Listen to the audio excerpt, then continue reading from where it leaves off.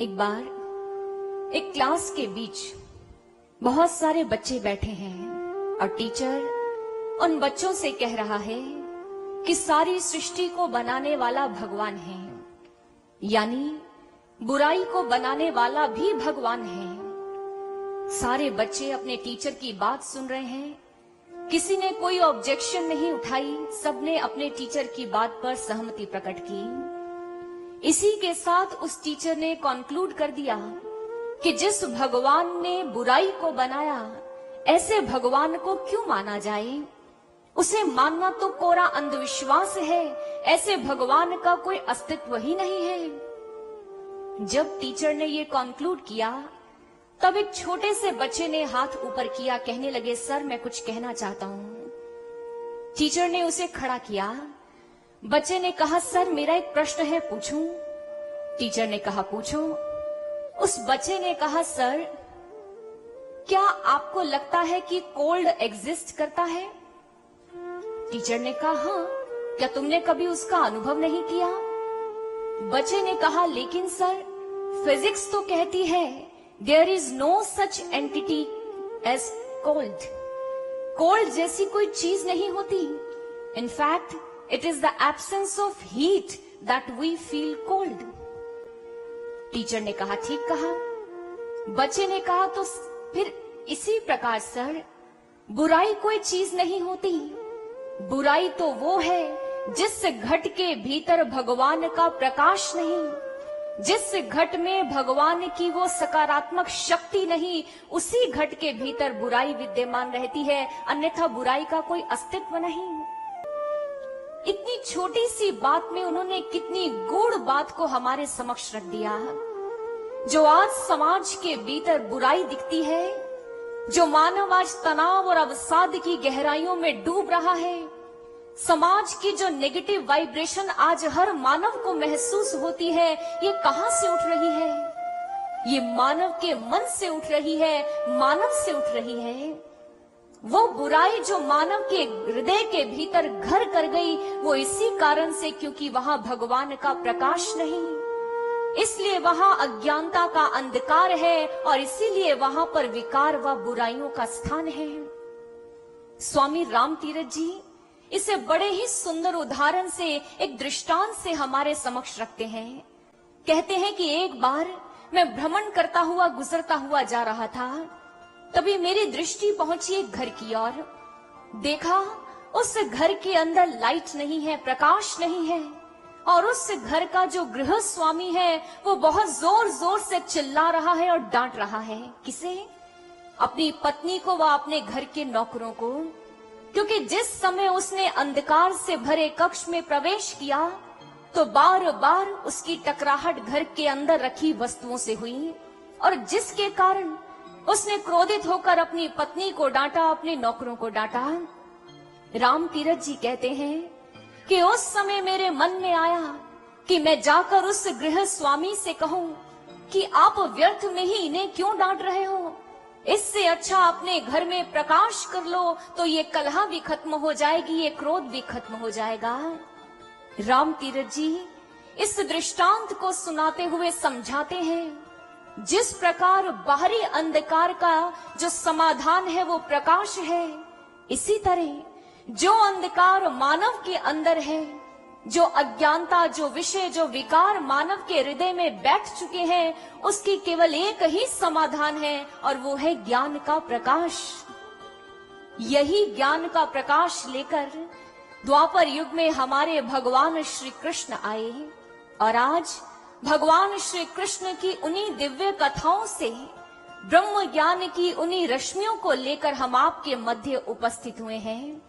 यही भावना है, यही संकल्प है कि मानव के भीतर जो अज्ञानता का अंधकार है, उस अंधकार को दूर कर उसके हृदय को परमात्मा के प्रकाश से प्रकाशित कर दें, ताकि मानव के भीतर क्रांति जन्म ले, और फिर मानव में क्रांति से विश्व में शांति का जो संकल्प गुरुदेव श्री आशुतोष महाराज जी ने उठाया है, वो संकल्प पूर्ण हो। चारों ओर वसुदैव कुटुंबकम की भावना दिखाई दे, हर एक मानव ईश्वर का सच्चा भक्त बन जाए, हर एक घट के भीतर ईश्वर की शाश्वत भक्ति प्रकट हो, वो प्रकाश प्रकट हो, इसी भावना को लेकर हम आपके मध्य उपस्थित हुए हैं। और माध्यम भगवान श्री कृष्ण की पावन पुनीत कथाएं, जिन कथाओं को राजा परीक्षित सुखदेव जी महाराज के माध्यम से सुन रहे हैं। परीक्षित कोई और नहीं, इस संपूर्ण कथा का महानायक है, जिसके जन्म की गाथा भी बड़ी ही सुंदर है। इसका बड़ा सुंदर विवरण हमें महाभारत ग्रंथ में मिलता है। किस प्रकार अश्वत्थामा ने अपने मित्र दुर्योधन की मृत्यु का बदला लेने के लिए ब्रह्मास्त्र को उत्तरा के गर्भ पर चला दिया, और जब उत्तरा के गर्भ पर ब्रह्मास्त्र की अग्नि का स्पर्श हुआ तो उत्तरा ने कृष्ण को पुकारा, प्रभु का स्मरण किया। तब भगवान कृष्ण ने अश्वत्थामा से कहा, अश्वत्थामा, यूं तो इस ब्रह्मास्त्र की अग्नि का प्रभाव अवश्य दिखेगा, और हो सकता है इससे उत्तरा का गर्भ नष्ट हो जाए, लेकिन मैं कृष्ण ये वचन देता हूँ कि उत्तरा के गर्भ में जो शिशु पल रहा है, इसे अवश्य ही जीवन दान मिलेगा, इसे अवश्य ही लंबी आयु मिलेगी। भगवान कृष्ण का वचन है। समय बीता और उत्तरा के गर्भ से एक सुंदर से बालक ने जन्म लिया। हस्तिनापुर के राजभवन में कोलाहल मच गया। चहुं और दास दासियों के मुख से एक ही बात सुनाई दे रही है, अरे बधाई हो, बधाई हो, कुल दीपक ने जन्म लिया है, कुल दीपक ने जन्म लिया है। उसी क्षण हमारे भगवान श्री कृष्ण भी सात्विकी को संग लेकर हस्तिनापुर के राजभवन में प्रवेश कर गए। भगवान कृष्ण ने सुना उत्तरा के गर्भ से एक शिशु ने जन्म लिया है, प्रसन्न हो गए। लेकिन ये क्या, अगले ही पल ऐसा लगा मानो दास दासियों के मुख पर किसी ने ताला जड़ दिया हो। चहुं और एक सन्नाटा पसर गया, क्योंकि ज्ञात हुआ कि जिस शिशु ने जन्म लिया वो जन्म लेते ही मृत्यु को प्राप्त हो चुका है। भगवान कृष्ण जो राजभवन में प्रवेश कर गए हैं, देखते हैं कि सामने से देवी कुंती दौड़ती हुई आ रही है। आकर कृष्ण के समक्ष खड़ी हो गई और दोनों हाथ जोड़कर अनुनय विनय करने लगी। हे माधव, देख रहे हैं अश्वत्थामा के ब्रह्मास्त्र की अग्नि का प्रभाव देख रहे हैं। अरे हमारे यहाँ तो ऐसे कुल दीपक ने जन्म लिया जो स्वयं जन्म लेते ही मृत्यु का ग्रास बन गया। दीपक का धर्म होता है कि वो प्रकाश दे, लेकिन ये कुल दीपक तो स्वयं ही अंधकार में कहीं खो गया।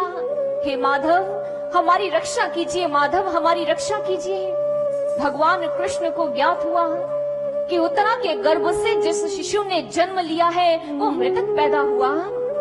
तभी उसी क्षण दौड़ती हुई सुभद्रा आई, अपने भ्राता के समक्ष प्रार्थना करती हुई कहने लगी, हे भ्राता श्री, आपने ही तो वचन दिया था, आपने ही तो कहा था कि यदि अश्वत्थामा के इस ब्रह्मास्त्र के प्रभाव के कारण इस शिशु की मृत्यु निश्चित हो, तब भी कृष्ण उसे जीवन दान देंगे, उसे एक लंबी आयु प्रदान करेंगे। हे भ्राता, अपने वचन को सत्य कीजिए, उस बालक को जन्म दीजिए, उस बालक को जीवन दीजिए। भगवान श्री कृष्ण ने जब सुभद्रा और देवी कुंती का क्रंदन सुना, उसी क्षण वे अंतःपुर की ओर चल दिए। ज्यों ही अंतःपुर में प्रवेश किया, सामने बैठी है उत्तरा और उसके गर्भ से जो शिशु पैदा हुआ, जो मृतक था, उसे अपने गोद में लेकर बैठी है। आंखों में अश्रु है। जैसे ही द्वार से आते कृष्ण को देखा, बावली सी हुई अपने पुत्र से कहने लगी, पुत्र, अरे देखो तो सही कौन आया है। अरे द्वारिकाधीश आए हैं, तू तो धर्मज्ञ पिता का पुत्र है, क्या उठकर द्वारिकाधीश के चरणों में प्रणाम नहीं करेगा? क्या द्वारिकाधीश से आशीर्वाद प्राप्त नहीं करेगा? उठो पुत्र उठो, तुम्हारे द्वारा ये किया गया अधर्म अनुचित है। जाओ, धर्म का पालन करो और द्वारिकाधीश के चरणों में प्रणाम करो। उत्तरा जो अपने मृतक बालक से यूं बातें कर रही है, जब चेतना लौटी, अपने बालक को गोद में लिया और जाकर कृष्ण के चरणों में रख दिया। रोती बिलखती हुई प्रभु के चरणों में प्रार्थना करती हुई उत्तरा बोली, हे द्वारिकाधीश, हे कृष्ण, हे माधव, ये उत्तरा आपके चरणों में आई है प्रभु, मुझे निराश मत कीजिएगा प्रभु, मुझे निराश मत कीजिएगा। अपने वचन को सत्य कीजिए प्रभु, इस बालक को जीवन दान दीजिए। देखिए तो सही प्रभु, किस प्रकार संपूर्ण राजभवन में एक गहरा सन्नाटा पसर गया है, किस प्रकार सभी की आंखों में अश्रु आ गए हैं। यदि आज कोई हमारा रक्षण कर सकता है तो केवल आप हैं प्रभु। हमारा रक्षण कीजिए, हमें मेरे इस पुत्र को जीवन दान दीजिए। भगवान कृष्ण ने ज्यों ही उस उत्तरा के मुख से इन शब्दों को सुना, उसी क्षण भगवान कृष्ण की दिव्य वाणी उनके मुख से प्रस्फुटित हुई। कहने लगे कि यदि आज तक मैंने सदैव ही धर्म का पालन किया हो तो उस शक्ति के प्रभाव से ये मृतक बालक जीवित हो जाए। यूं तो ये दुनिया मुझे रणछोड़ कहती है, लेकिन फिर भी यदि मैंने युद्ध में कभी पीठ न दिखाई हो तो उस सत्य के प्रभाव से ये मृतक बालक जीवित हो जाए। यूं तो ये जगत मुझे छलिया कहता है, लेकिन मैंने कभी छल नहीं किया। यदि मेरी यह बात सत्य है तो उस सत्य के प्रभाव से ये बालक जीवित हो जाए। मुझे ब्राह्मण सर्वाधिक प्रिय है। यदि मेरी यह बात सत्य है तो इस सत्य के प्रभाव से ये बालक जीवित हो जाए। मैं अर्जुन से बहुत प्रेम करता हूँ और मेरे इस प्रेम में कोई स्वार्थ नहीं। यदि यह बात सत्य है तो इस सत्य के प्रभाव से ये बालक जीवित हो जाए। मैंने कंस और केशी का वध किया है, लेकिन वो वध धर्म के अनुकूल था। यदि यह बात सत्य है तो इस सत्य के प्रभाव से ये बालक जीवित हो जाए। मैं ही नारायण हूँ जो इस धरा धाम पर अवतार लेकर आया हूँ। मेरी शक्ति व इस सत्य के प्रभाव से ये बालक जीवित हो जाए। और जैसे ही भगवान कृष्ण के मुख से ये वचन प्रकट हुए, उसी क्षण उस मृतक बालक के भीतर चेतना आ गई और उसके देह में से ऐसी आभा प्रकट हुई कि संपूर्ण कक्ष आज प्रकाशित हो गया। उसके रुदन की आवाज से उत्तरा की चेतना लौटी।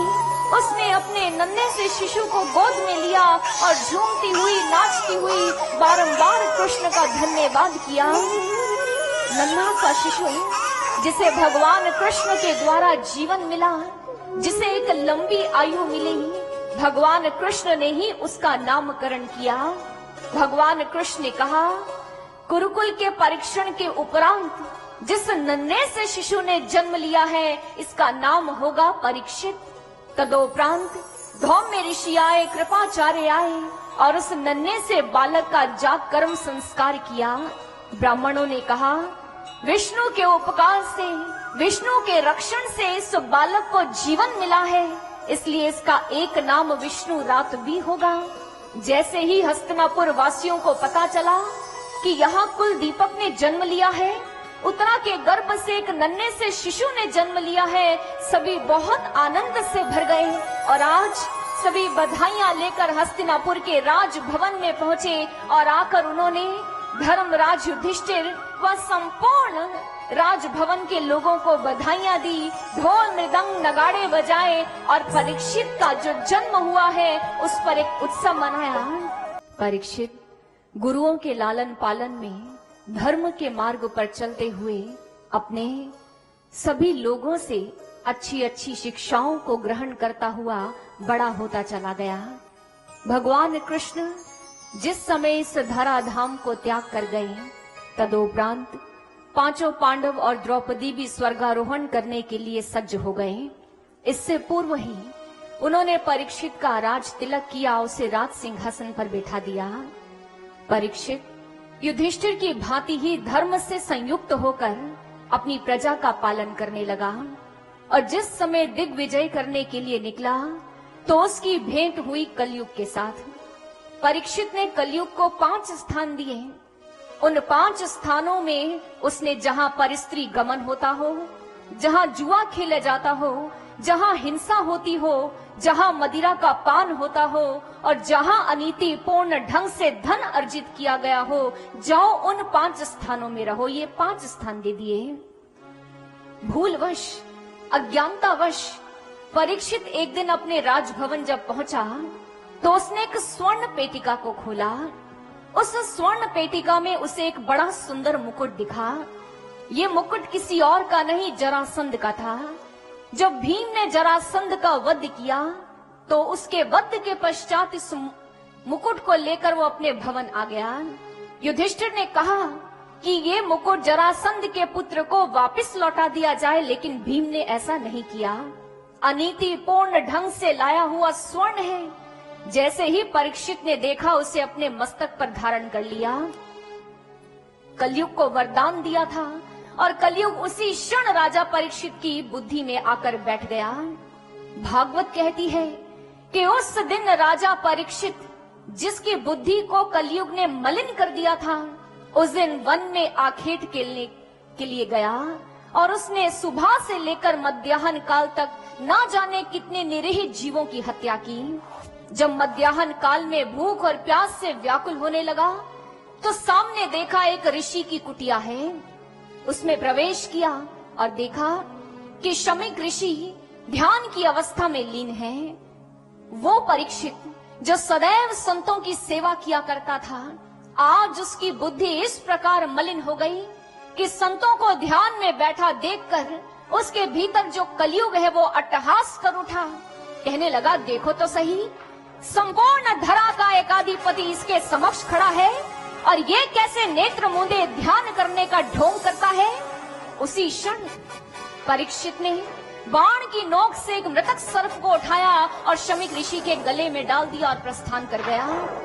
जैसे ही ये घटना आश्रम के बालकों ने देखी, पहुंच गए नदी के तीरे श्रृंगी ऋषि के पास, जो शमीक ऋषि के पुत्र थे। श्रृंगी ऋषि ने सुना कि मेरे पिता का अपमान किया गया है। उसी क्षण अंजलि में जल लिया और उस मूढ़ बुद्धि राजा को श्राप देते हुए बोले, जिस मूढ़ बुद्धि राजा ने इस प्रकार मेरे पिता का अपमान किया है, मैं श्रृंगी ऋषि उसे श्राप देता हूँ कि आज से ठीक 7 दिन के पश्चात तक्षकनाग की अग्नि में जलकर उस राजा का प्राणांत हो जाएगा। और इतना कहकर जल से अर्पण कर दिया। जैसे ही राजा परीक्षित राजभवन पहुँचे, उस मुकुट को उतारकर नीचे रखा। कलयुग बुद्धि से बाहर आया और कर्ण गोचर हुआ कि श्रृंगी ऋषि ने श्राप दिया है। राजा परीक्षित पश्चाताप में डूब गए। सोचने लगे कि यदि प्रजा कोई दुर्व्यवहार करे, यदि प्रजा के द्वारा कोई अपराध हो तो राजा दंड देता है, लेकिन अगर राजा ही अपराध कर दे तो उसे दंड कौन देगा। अंतरात्मा से एक स्वर फूटा, परीक्षित, तुम्हें स्वयं को ही दंड देना होगा। और परीक्षित ने स्वयं को क्या दंड दिया? उसने संपूर्ण राज्य का त्याग कर दिया, गंगा नदी के तीरे पहुंच गया, जाकर एक एक संत से, एक एक ऋषि से अपने उस श्राप से मुक्ति का उपाय नहीं ढूंढ रहा। वो चाहता है कि जो कलंक उसके माथे पर लगा है, इस कलंक को वो धो डाले। वो जो मृत्यु उसके समक्ष खड़ी है, इस मृत्यु की पीड़ा से मुक्त होने का उपाय खोजने लगा, मोक्ष व मुक्ति का उपाय खोजने लगा। जिस परीक्षित के समक्ष मृत्यु खड़ी है, 7 दिवस के पश्चात उसकी मृत्यु निश्चित है। देखिए उस श्राप ने परीक्षित की जीवन को किस प्रकार बदल दिया। राज वैभव को भोगने वाला परीक्षित अन्न जल सबका त्याग कर गंगा नदी के तीरे बैठा है और संतों से प्रश्न कर रहा है, एक सही दिशा की ओर बढ़ चला। जब परीक्षित की गाथा सुनते हैं, जब परीक्षित के जीवन की इस घटना को सुनते हैं, तो एक ऐसे और व्यक्ति है जिनकी घटना स्वतः ही स्मृति पटल पर अंकित हो जाती है। और ये कोई और नहीं, फ्रांसीसी गणितज्ञ हैं जिनका नाम है ब्लेज पास्कल। एक बार घोड़ा गाड़ी से जा रहे थे, अचानक घोड़ा बिदक गया और वे घोड़े से नीचे उतर गए, घोड़ा गाड़ी से नीचे गिर गए। उस समय उन्हें शारीरिक घाव इतने नहीं मिले, लेकिन हृदय में एक बहुत बड़ा आघात लग गया। उन्हें ज्ञात हो गया कि किसी भी क्षण मृत्यु आ सकती है, मृत्यु दूर नहीं। उस समय ब्लेज पास्कल ने क्या किया? उनकी रुचि, उनका रुझान अध्यात्म और ईश्वर की ओर बढ़ गया। एक चर्म पत्र पर उन्होंने गुदवाया कि वो ईश्वर जिसे तर्कों और बुद्धि के द्वारा कभी पाया नहीं जा सकता, अगर उसे प्राप्त करना है तो श्रद्धा और विश्वास से प्राप्त होता है। मैं ब्लेज पास्कल कभी उस भगवान के अस्तित्व पर प्रश्न नहीं करूंगा, मैं सदैव उसकी भक्ति करूंगा, सदैव उसको मानूंगा। और उस चर्म पत्र को उन्होंने अपने कोट के अस्तर के साथ सिलवा दिया और संपूर्ण जीवन वो लोगों को यही समझाते रहे कि मृत्यु कभी भी आ सकती है, इसलिए एक एक श्वास केवल प्रभु को याद करो, अपने हर एक कार्य को प्रभु से जुड़कर करो। एक घटना ने उनके जीवन को बदल दिया, उनके जीवन को एक सुंदर दिशा दे दी। ऐसी ही घटना हुई, जानते हैं किसके जीवन में? जिसका नाम है राजकुमार सिद्धार्थ, जिन्हें आप महात्मा बुद्ध के नाम से जानते हैं, उनकी पूजा करते हैं। लेकिन महाबुद्ध बनने से पहले उनके जीवन में क्या हुआ?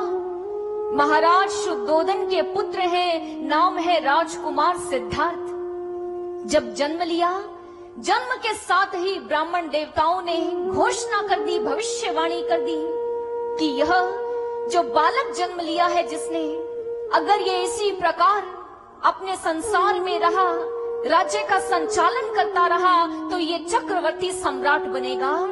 सभी राजा इसके समक्ष नतमस्तक हो जाएंगे, ये इतना पराक्रम से युक्त होगा। लेकिन यदि ये जीवन की सत्यता को जान गया, इसके भीतर वैराग्य के अंकुर फूट गए, तो फिर ये राज्य का त्याग कर देगा और ये बुद्ध बनकर प्रकाशित होगा। भविष्यवाणी को सुना, महाराज शुद्धोधन की अंतर आत्मा कांप गई। मेरा पुत्र वैरागी, असंभव। इसलिए उन्होंने अपने राजभवन में कृत्रिम संसार बसा लिया, जहां हर और हरा भरा और सुंदरता ही दिखाई देती थी।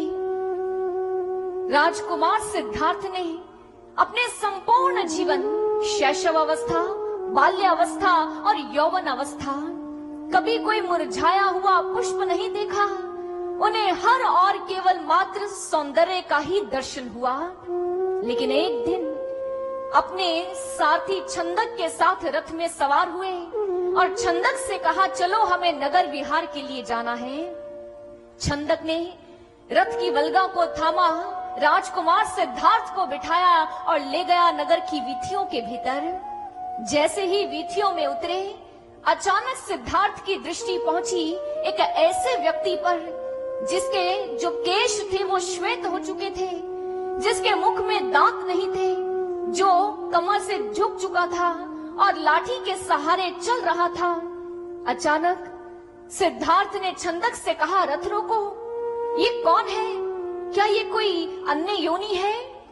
छंदक ने कहा, नहीं राजन, ये कोई अन्य योनि नहीं, ये तो मानव तन की ही एक अवस्था है। यौवन अवस्था के बाद वृद्धा अवस्था आती है, ये वही है। जैसे ही सिद्धार्थ ने सुना वृद्धावस्था, इतनी दयनीय व शोचनीय स्थिति, आज पहली बार उन्होंने जीवन के इस सत्यता का दर्शन किया, इसलिए इसे सहर्ष स्वीकार नहीं कर पा रहे। कहने लगे, छंदक, क्या ये कोई दोष है? क्या ये दोष मुझे भी लगेगा? छंदक ने बड़ी सहजता से उत्तर दिया, हाँ राजकुमार, चाहे वो गरीब है, चाहे वो अमीर है, कोई भी है, हर व्यक्ति जो यौवन अवस्था में है, यौवन अवस्था में है, उसे वृद्धा अवस्था को पाना ही होगा। यही जीवन की सत्यता है। बड़ी सहजता से छंदक ने इस वृद्धा अवस्था के बारे में सिद्धार्थ को कह सुनाया, लेकिन सिद्धार्थ उतनी ही सहजता से इसे स्वीकार नहीं कर पाए और छंदक से कहा, छंदक, रथ को वापस राजभवन की ओर मोड़ लो। विचारों में डूब गए। उनके प्रश्नों का उत्तर देने वाला वहां कोई नहीं था। न तो छंदक उन्हें कोई उत्तर दे पाया और न ही कोई उन्हें और समझा पाया। हमारे महापुरुषों ने कहा कि ये जीवन की एक अवस्था है, जिसे जन्म मिला वो युवा अवस्था को पाएगा और फिर वृद्धा अवस्था में भी आएगा। इस देह की जो सुंदरता है ये नष्ट होती जाती है, लेकिन आत्मा की सुंदरता कभी नष्ट नहीं होती। आत्मा वो नश्वर नहीं है। सजाना है, श्रृंगार करना है तो उस आत्मा का करो। गुरुदेव श्री आशुतोष महाराज जी भी संपूर्ण मानव जाति का आवाहन करते हैं और गुरुदेव कहते हैं, आइए इस ब्रह्म ज्ञान की प्राप्ति कीजिए। इस ब्रह्म ज्ञान की प्राप्ति के लिए आपको संसार छोड़ना नहीं पड़ेगा। आपको अपने गृह, अपने परिवार का त्याग नहीं करना होगा। आप इस संसार में रहते हुए संसार के बंधनों से मुक्त हो सकते हो। इस कीचड़ में रहते हुए भी कमल की भांति अपने जीवन को जी सकते हो। और उसकी टेक्निक क्या है? ब्रह्म ज्ञान। ये ब्रह्म ज्ञान ही है जो हमें सांसारिक बंधनों से मुक्त करता है। अगर आप इसे समझना चाहें तो आप इसे फिजिक्स के एक छोटे से फॉर्मूले से समझ सकते हैं। वो फॉर्मूला क्या है? छोटे बच्चे भी इस फॉर्मूले को जानते हैं। ये फॉर्मूला है आकर्षण बल का, जिसे हमारे वैज्ञानिक कहते हैं F = G m1m2 upon r²। मुश्किल नहीं है, बहुत आसान है। हमारे वैज्ञानिकों ने कहा F यानी आकर्षण बल, G यानी ग्रेविटेशनल कांस्टेंट, m1 यानी एक वस्तु का मास और m2 यानी दूसरी वस्तु का मास, और r है उन दोनों के बीच की दूरी। आकर्षण बल, जो आकर्षण हमारा इस संसार से है, संसार के प्राणियों से है, संसार की वस्तु से है, वो आकर्षण जीरो कैसे हो ये समझना होगा। ग्रेविटेशनल कांस्टेंट वो तो कांस्टेंट है।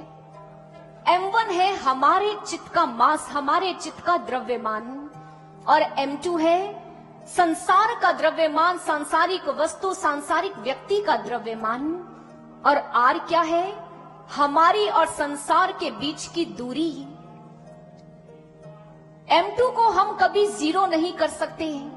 हम समाज को, समाज के प्राणी को किसी में बदलाव नहीं ला सकते। अगर बदलाव ला सकते हैं तो केवल खुद में ला सकते हैं।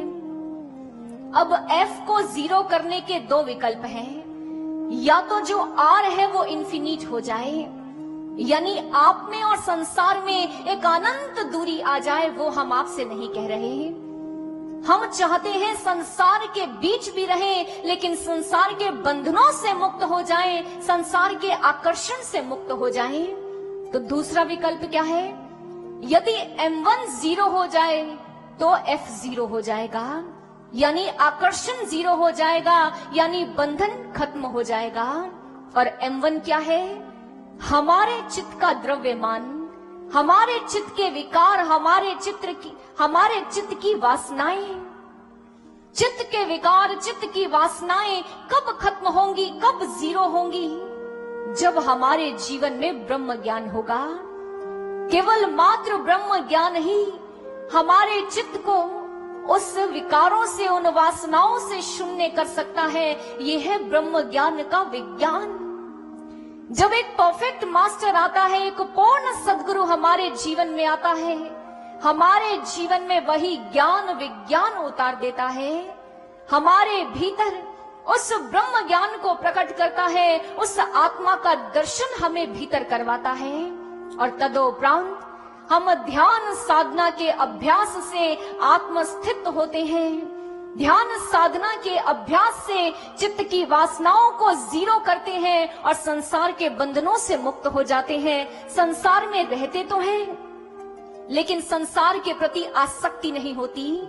संसार में रहते तो हैं, लेकिन माया में लिप्त नहीं होते, मायापति से जुड़कर रहते हैं। मायापति की भक्ति भी करते हैं और संसार भी चलाते हैं।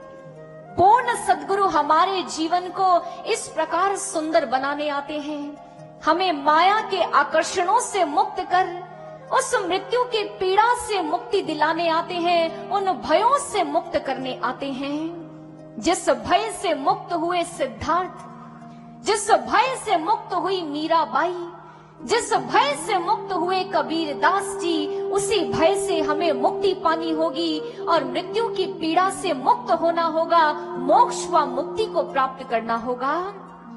यही किया राजा परीक्षित ने, जिन्होंने अपने राजपाट का त्याग किया, ब्रह्म ज्ञान की आभा से अपने जीवन को प्रकाशित करने के लिए संतों महापुरुषों के पास जाकर बैठ गए। और तब उनकी भेंट होती है शुकदेव जी महाराज से। शुकदेव जी महाराज से उन्होंने प्रभु की अनंत कथाएं सुनी। अपने मन में उठ रहे एक एक प्रश्न को उन्होंने शुकदेव जी महाराज से पूछा। अपनी हर एक जिज्ञासा को उन्होंने सुखदेव जी महाराज के चरणों में रख दिया और उत्तर स्वरूप सुखदेव जी महाराज परीक्षित को भक्तों के जीवन की भगवान की कितनी ही लीलाएं और घटनाएं सुना रहे हैं। तब परीक्षित ने सुखदेव जी महाराज के आगे हाथ जोड़ते हुए एक प्रश्न किया। कहने लगा, हे गुरुदेव, आपने मुझे बहुत से भक्तों की गाथाएं सुनाई। मैं उस भक्त की गाथा सुनना चाहता हूं जिसका नाम अम्बरीश है और जिस अम्बरीश के जीवन में प्रभु की अपार कृपा बरसी। मैंने सुना है कि उसे दुर्वासा ऋषि ने श्राप दे दिया, लेकिन वो उस श्राप से भी मुक्त हो गया। वो उस दुर्वासा ऋषि के क्रोध से भी मुक्त हो गया। ये कैसे संभव हो पाया? सुखदेव जी महाराज उस समय अम्बरीश की गाथा सुनाते हुए बड़ा सुंदर वर्णन कहते हैं। वे कहते हैं, राजा अम्बरीश का जन्म इक्ष्वाकु वंश में हुआ। भगीरथ का प्रपौत्र था, वैवस्वत मनु का पौत्र था और राजा नाभाग का पुत्र था राजा अम्बरीश, जो बड़ा ही भगवत भक्त था। हर क्षण हर पल प्रभु की भक्ति में लीन रहता था। इन हाथों से सदैव प्रभु के मंदिर की सेवा किया करता था। पांव से चलकर प्रभु के मंदिर जाया करता था। आंखों से सदैव प्रभु के उन दिव्य मूर्त का दर्शन किया करता था। मुख पर सदैव प्रभु का नाम सजा रहता था। मुख से बरबसी जय श्री हरि फूटता रहता था। हर दिन, हर पल, हर एक श्वास अगर उसके मुख से कोई नाम निकलता तो केवल मात्र प्रभु का निकलता।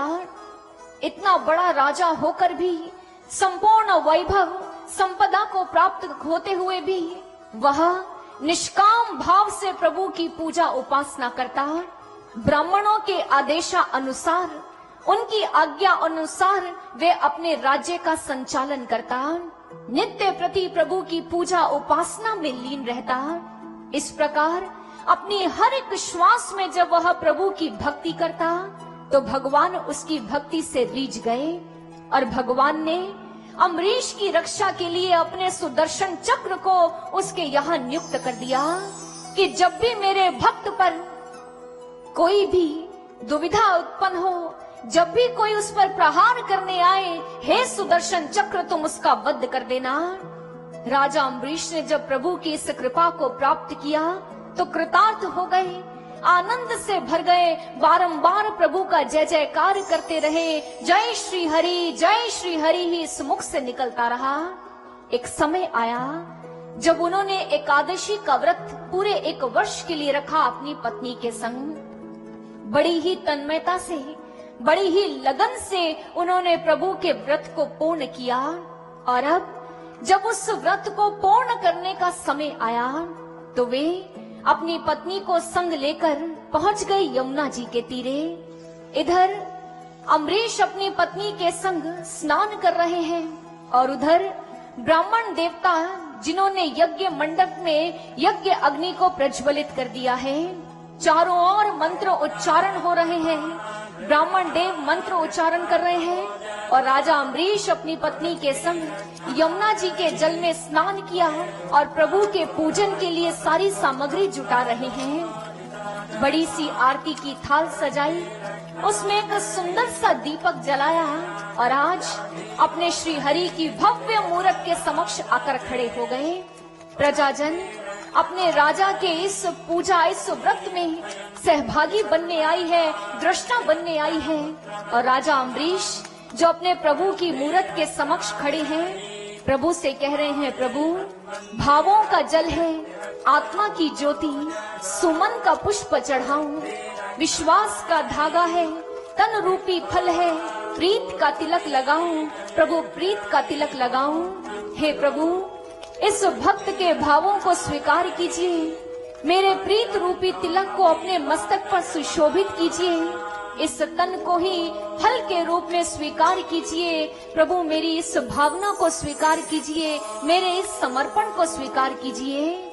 और उस समय पूर्ण निष्ठा, पूर्ण भावना, बड़े ही प्रेम से अम्बरीश ने अपनी पत्नी व ब्राह्मणों के संग मिलकर श्री हरि की पूजा की, उपासना की और बड़ा ही दिव्य दृश्य आज इस संपूर्ण सृष्टि को, इस आकाश, इस धरती को देखने को मिला। भक्त अम्बरीश ने अपनी पत्नी के संग व ब्राह्मणों के संग मिलकर प्रभु का पूजन उपासना पूर्ण की।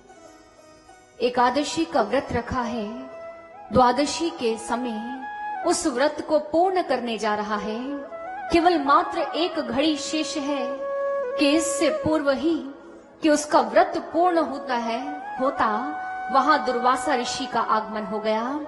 दुर्वासा ऋषि जैसे ही भक्त अम्बरीश ने उन्हें देखा, उनका स्वागत किया, उनका सत्कार किया। दुर्वासा ऋषि ने कहा, हे भक्त अम्बरीश, तुम अपने व्रत को पूर्ण करने जा रहे हो, हम अभी स्नान करके आते हैं और हम भी तुम्हारे व्रत को पूर्ण करने में सहयोग करेंगे। दुर्वासा ऋषि चले गए स्नान करने। केवल मात्र व्रत को पूर्ण करने में एक घड़ी शेष है। अम्बरीश चिंता में डूब गया। यदि मैंने दुर्वासा ऋषि की प्रतीक्षा की तो ये व्रत पूर्ण कैसे होगा? समय बीतता चला जा रहा है, मैं क्या करूं? ब्राह्मण देवताओं से आग्रह किया, आप कोई समाधान दीजिए। ब्राह्मण देवताओं ने कहा, यदि आप जल का सेवन कर लें तो जल को भोजन में गिना भी जाता है और नहीं भी गिना जाता। इस तरह आपका व्रत भी पूर्ण हो जाएगा और दुर्वासा ऋषि भी कुपित नहीं होंगे। अम्बरीश ने सुना, समाधान प्राप्त किया और जल का सेवन कर अपने व्रत को पूर्ण किया। दुर्वासा ऋषि की प्रतीक्षा कर रहा है और जैसे ही दुर्वासा ऋषि वापस लौटे, भक्त अम्बरीश के मुखमंडल को देखा, उन्हें ज्ञात हो गया कि इसने जल का सेवन कर लिया है। दुर्वासा ऋषि की भ्रिकुटी तन गई, क्रोध से आंखें लाल हो गई। कहने लगे, मोड़ बुद्धि, तू स्वयं को विष्णु का भक्त कहता है, तू सोचता है कि तू धर्म का पालन करता है। तूने मेरा आतिथ्य किया, तूने मेरा सत्कार किया, लेकिन मेरा सत्कार करने के उपरांत मेरा इस प्रकार अपमान होगा, ये मैंने कभी सोचा नहीं था। आज तूने अधर्म किया है, अधर्म। तेरी ये विष्णु भक्ति केवल पाखंड है, पाखंड। और आज ये दुर्वासा तुझे श्राप देता है। श्राप देने के लिए आज दुर्वासा ऋषि ने अपने शीश पे से, अपने केशों में से एक जटा को उखाड़ लिया।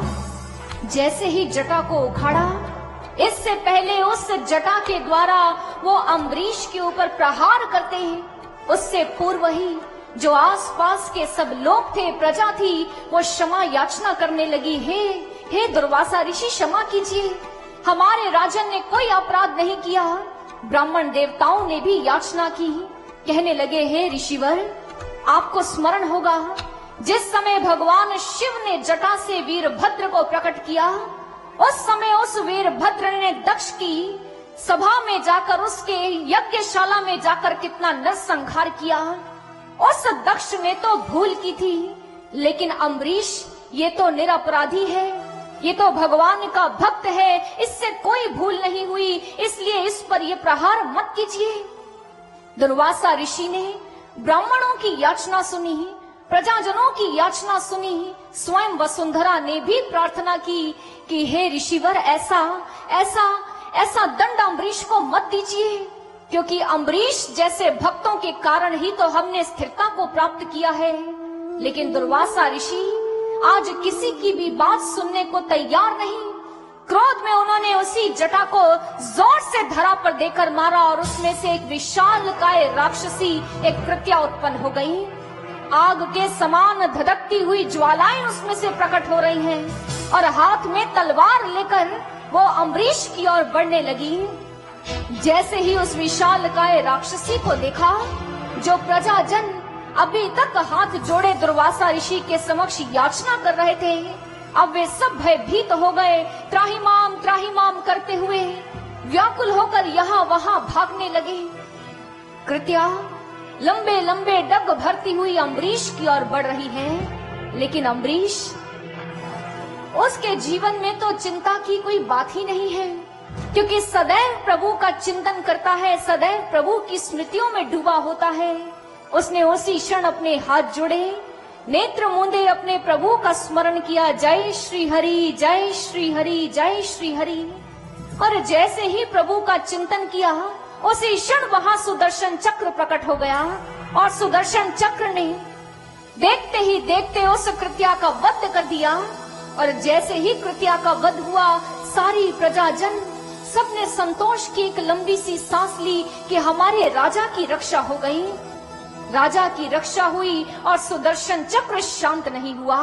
अब वह सुदर्शन चक्र जिसने कृत्या का वध किया, अब वो दुर्वासा ऋषि की ओर दौड़ने लगा। इधर सुदर्शन चक्र का ताप दुर्वासा ऋषि सह नहीं पाए और वे दौड़ खड़े हुए। लेकिन भक्त अम्बरीश की गाथा जो आगे बढ़ रही है, लेकिन हमें कुछ पलों के लिए यहाँ रुकने के लिए बाधित कर रही है। कृत्या नामक विशाल काय राक्षसी जिसे दुर्वासा ऋषि ने अपने क्रोध से प्रकट किया, वो अम्बरीश की ओर बढ़ने लगी। लेकिन अम्बरीश अपने स्थान पर अडिग रहे। वे अपने स्थान से हिले नहीं, डिगे नहीं, और स्वयं प्रभु ने आकर उनकी रक्षा की, उनके व्रत को पूर्ण किया। क्यों? क्योंकि अम्बरीश ने एकादशी का व्रत रखा है। एकादशी, इसका अर्थ क्या है समझना होगा। 5 कर्म इंद्रियां, 5 ज्ञान इंद्रियां और 1 मन, ये 11 जब भगवान में लीन हो जाए उसे कहते हैं एकादशी। और व्रत किसे कहते हैं? व्रत का अर्थ होता है संकल्प। अम्बरीश ने संकल्प धारण किया है और वे एकाग्र चित्त होकर खड़ा है। उसने अपनी सभी इंद्रियों को प्रभु में एकाग्र कर दिया है, इसलिए उसे विजय श्री मिली। इसलिए उसका व्रत पूर्ण हुआ, वो अपने व्रत में सफल हुआ। ये अम्बरीश की गाथा हमें समझा रही है। अम्बरीश की गाथा और उसमें छिपा हुआ जो सूत्र है, इसे विवेकानंद जी ने अपने शब्दों में बांध दिया। बड़ा सुंदर कहा, success lies in the power of concentration. विजय, सफलता केवल मात्र एकाग्रता में ही निवास करती है। अगर कोई सफल होना चाहता है, कोई विजय श्री होना चाहता है, तो उसे अपनी सभी शक्तियों को केंद्रित करना होगा, एकाग्र करना होगा। इसी बात को स्वामी राम तीरथ जी अपनी पुस्तक में बड़ा सुंदर लिखते हैं। उनकी पुस्तक का नाम है कॉन्शियस लिविंग। वे दृष्टांत के माध्यम से समझाते हैं कि जो ट्रॉपिकल कंट्रीज हैं, जो उष्ण कटिबंधीय देश हैं, वहां पर कई बार टेम्परेचर 130 डिग्री हो जाता है। लेकिन वो कहते हैं इतने हाई टेम्परेचर पर भी खाना नहीं पकाया जाता। जानते हैं क्यों? क्योंकि वो जो तापमान है वो बिखरा हुआ है, केंद्रित नहीं है, इसलिए उसका लाभ नहीं उठाया जाता। इस दृष्टांत को देकर स्वामी राम तीरथ जी समझाते हैं, इसी प्रकार यदि आपका बल, आपकी ऊर्जा, आपका साहस, उत्साह, यदि ये सब बिखरा हुआ होगा तो आप कभी भी सफल नहीं होंगे। सफलता चाहते हैं तो अपनी सभी शक्तियों को केंद्रित कीजिए, फोकस कीजिए, एकाग्र कीजिए, तो सफलता अवश्य मिलेगी। जो लोग भी जीवन में असफल हुए, ये जरूरी नहीं कि उनके प्रयासों में कोई कमी थी, ये जरूरी नहीं कि उनकी क्षमता में कोई कमी थी, ये जरूरी नहीं कि उनके मस्तिष्क में कोई कमी थी। हाँ, ये जरूर हो सकता है कि उनकी शक्तियां एकाग्र नहीं थी, वे अपने लक्ष्य पर फोकस नहीं थे, उनकी सारी शक्तियां यहाँ वहां बिखरी हुई थी, इसलिए उन्हें लक्ष्य नहीं मिला, इसलिए उन्हें सफलता नहीं मिली। बहुत सुंदर एक उदाहरण आता है सीवी रमन जी का, नाम सुना होगा आपने। छोटे से हैं, बड़ा उत्साह है, बड़ा जोश है कुछ कर गुजरने का, लेकिन कंसंट्रेशन नहीं है, एकाग्रता नहीं है। जो भी किताब पढ़ते, शुरू करते बड़े जोश में करते, लेकिन आधी किताब पढ़कर ही छोड़ देते। एक दिन पिता न्यूज़पेपर पढ़ रहे थे, अखबार पढ़ रहे थे। मन ही मन सोचा कि अपने बालक को एक राह दिखानी होगी, उसे समझाना होगा। आवाज लगाई, रमन यहाँ आओ, देखो तुम्हें कितना अच्छा जादू दिखाना है। नन्हा सा रमन दौड़ता हुआ आया। पिता ने मेज पर अखबार रख दी और अपने हाथ में एक मैग्नीफाइंग लेंस को पकड़ लिया। रमन ने देखा, कहने लगा, पिताजी कहाँ है जादू, मुझे दिखाइए। पिता ने कहा, धैर्य रखो और देखो। मैग्नीफाइंग लेंस को अखबार पर घुमाने लगे। लेकिन कोई जादू नहीं दिखा। फिर एक पॉइंट पर लाकर उन्होंने उसे रोक दिया, फोकस कर दिया, और जो सूर्य की किरणें हैं वो एक बिंदु के रूप में अखबार पर पड़ने लगी।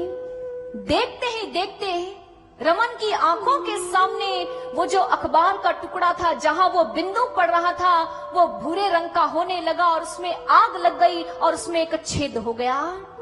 रमन ने देखा, उसकी आंखें फटी की फटी रह गई कि ये कैसे संभव है। तब उसके पिता ने उसे समझाया, देख रहे हो, जब तक मैं इस लेंस को घुमा रहा था तब तक ये आग नहीं लगी, लेकिन जैसे ही मैंने इसे स्थिर किया, सूर्य की जो किरणें हैं वो एक पॉइंट पर फोकस हो गई, एकाग्र हो गई। और देख रहे हो एकाग्रता की कितनी शक्ति होती है। इसलिए पुत्र, कोई भी कार्य करो, लेकिन उस कार्य को पूर्ण करो और पूर्ण एकाग्रता से करो, तभी सफल होगे। सीवी रमन ने इसे अपने जीवन का महामंत्र मान लिया और अब जो भी कार्य करते पूरी एकाग्रता से करते, फोकस होकर करते। सज्जनों, यही हमारे आज की युवा पीढ़ी के लिए मूल मंत्र है, महामंत्र है। सफलता आपसे दूर नहीं, सफलता आपको जीवन में अवश्य मिलेगी। बस आपको अपने जीवन में स्पाइडर टेक्निक को अपनाना होगा। मकड़ी को जाला बनाते हुए देखा है, बड़े ही ध्यान से, बड़ी ही अधीरता से वो उस मकड़ी अपने जाले को बुनती चली जाती है। अगर आप किसी वाइब्रेशन ट्यूनिंग फॉक को उसके पास लेकर जाओ, उसकी आवाज को सुनकर मकड़ी आएगी, झांक कर देखेगी कि आवाज कहां से आ रही है। जब उसे कुछ दिखाई नहीं देगा, वापस अपने जाल को बुनने के लिए चल देगी। अब आप दोबारा उस ट्यूनिंग फॉक को वहां लेकर जाओ, उसकी ध्वनि सुनाओ, लेकिन मकड़ी वापस नहीं लौटेगी। अब वो सारी आवाजों को अनसुना कर देती है और अपने लक्ष्य को पूरा करने में जुट जाती है। इसे कहते हैं स्पाइडर टेक्निक। हमें भी यही करना होगा। हमें भी अपनी चित्त को, अपनी वृत्तियों को, अपनी ऊर्जा, अपने उत्साह, अपने जोश को अपने लक्ष्य की ओर एकाग्र करना होगा। बाहर की बातों को अनसुना करना होगा। बाहर की समस्याओं को दूर कर केवल अपने लक्ष्य पर ध्यान रखना होगा, तब जाकर हमें सफलता मिलेगी।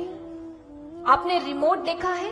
घरों में टीवी का रिमोट होता है जिसमें बहुत सारे बटन हैं। कभी कोई रीस्टार्ट का बटन है, रिवाइंड का बटन है, फॉरवर्ड का बटन है, स्टॉप का बटन है, पॉज का बटन है। यही बटन आपको अपने जीवन में दबाने होंगे। जब भी आप जीवन में कभी असफल हो, नकारात्मकता आप पर हावी होने लगे, तो रीस्टार्ट का बटन दबाएं, अपने आप को फिर से जागृत करें, फिर से तैयार करें। जब भी आप कहीं पर कोई बेकार की बातें सुने, तो वहां से आगे निकल जाएं, अपनी जिंदगी को फॉरवर्ड कर लें। जो जीवन में पीछे गलतियां हुई, जिनसे आपने शिक्षाएं ली, अपने जीवन में बार बार उन गलतियों को दोहराइए मत, उनसे सीख लीजिए, अपने जीवन को रिवाइंड कर उनसे शिक्षा को ग्रहण कीजिए। इस जीवन में बहुत बार हमारे पास नेगेटिव थॉट्स आते हैं, उस समय स्टॉप का बटन दबाइए और उन नेगेटिव थॉट्स को हटा दीजिए। और साथ ही साथ 24 घंटे जीवन के इस दौड़ भाग में पॉज का बटन दबाना मत भूलिएगा। पॉज क्या है? पॉज है ध्यान। ध्यान की गहराइयों में उतरकर अपने चित्त को, अपने मन को, अपनी सभी इंद्रियों को भगवान में अवश्य एकाग्र कीजिएगा, जरूर फोकस कीजिएगा। क्योंकि हमारे ऋषियों ने, हमारे महापुरुषों ने कहा, concentration is directly proportional to ध्यान। आप जितना भगवान पर ध्यान एकाग्र करेंगे, उतनी ही आपकी एकाग्रता बढ़ती चली जाएगी। आप शीघ्र ही अपने लक्ष्य को विजित कर लेंगे। जॉन डी रॉकफेलर का नाम आपने सुना? कल भी उनके जीवन की एक घटना सुनाई, आज भी सुनाते हैं। उनसे किसी ने पूछा, आपकी सफलता का राज क्या है? रॉकफेलर ने कहा, 3 कारण हैं। सबसे पहले, मैं कभी गुस्सा नहीं करता। दूसरी बात, मैं दिन में एक बार झपकी जरूर लेता हूँ, नींद जरूर लेता हूँ। और तीसरी बार, मैं कभी भी ईश्वर के संग जो मेरी अपॉइंटमेंट है, मैं कभी उसे मिस नहीं करता हूँ। मैं कभी ध्यान करना नहीं भूलता हूँ, अपनी सभी इंद्रियों को फोकस करना नहीं भूलता हूँ। यही मेरे जीवन की सफलता का कारण है। यही हमारे जीवन का भी मूल मंत्र बन सकता है। भक्त अम्बरीश की गाथा से हम भी सफलता का मूल मंत्र सीख सकते हैं। किस प्रकार एकाग्रता की शक्ति हमारे लक्ष्य को हमारे पास खींच लाती है, यही प्रेरणा हमें उससे धारण करनी होगी। भक्त अम्बरीश का जीवन हमारे समक्ष एक बहुत सुंदर उदाहरण है। किस प्रकार भक्त ने अपने जीवन में उस एकादशी के व्रत को पूर्ण किया, उस एकाग्रता को धारण किया। एकाग्र चित्त होकर उसने अपने लक्ष्य को पूर्ण करने के लिए कदम बढ़ाए, तो प्रभु ने उसकी रक्षा की। सुदर्शन चक्र ने आकर कृत्या नामक राक्षसी का वध कर दिया। और सुदर्शन चक्र यही नहीं थमा, वो दुर्वासा ऋषि के पीछे लग गया। जहां जहां दुर्वासा ऋषि जा रहे हैं, सुदर्शन चक्र उनका पीछा कर रहा है। भूलोक, ब्रह्मलोक, हर और दुर्वासा ऋषि भाग खड़े हुए। सबसे पहले पहुंचे ब्रह्मलोक में। हे स्वयंभू, मेरी रक्षा कीजिए, मेरी रक्षा कीजिए। सुदर्शन चक्र मेरे पीछे पड़ा है, मुझे उसके ताप से बचाइए। हे ब्रह्मा जी, मेरी रक्षा कीजिए। जैसे ही ब्रह्मा जी ने देखा, कहने लगे, हे दुर्वासा, आपने तो भगवान के भक्त का अपमान किया है। उस भगवान की शक्ति से हम सब चलायमान हैं। मैं आपकी रक्षा कर पाने में असमर्थ हूँ। ज्यों ही दुर्वासा ऋषि ने सुना कि स्वयं ब्रह्मा जी असमर्थ हैं, अब दौड़ते भागते हुए भगवान शिव के पास पहुंच गए। हे भगवान शिव, मेरी रक्षा कीजिए। प्रभु, मेरी रक्षा कीजिए, मुझे सुदर्शन के ताप से मुक्त कीजिए। ज्यों ही भगवान शिव ने सुना, कहने लगे, हे दुर्वासा ऋषि, आपने उसका अपमान किया है जिसकी भक्ति तो हम स्वयं करते हैं। उसके इस प्रभाव से मैं भी आपको नहीं बचा सकता, मैं भी आपको मुक्त नहीं कर सकता। दुर्वासा ऋषि ने जब यह उत्तर सुना, दौड़ते हुए बैकुंठ धाम पहुंचे, नारायण के समक्ष प्रार्थना की, हे प्रभु, मेरी रक्षा कीजिए। प्रभु, आपका सुदर्शन चक्र मेरा पीछा कर रहा है और अपने ताप से वो मुझे जलाना चाहता है। मुझे उस ताप से मुक्त कीजिए, उस ताप से मुक्त कीजिए। जैसे ही नारायण ने सुना, श्री हरि कहने लगे, इस सुदर्शन चक्र को यदि कोई थाम सकता है, यदि कोई रोक सकता है, तो केवल मेरा भक्त अम्बरीश है। जाइए, उससे जाकर क्षमा याचना मांगिए।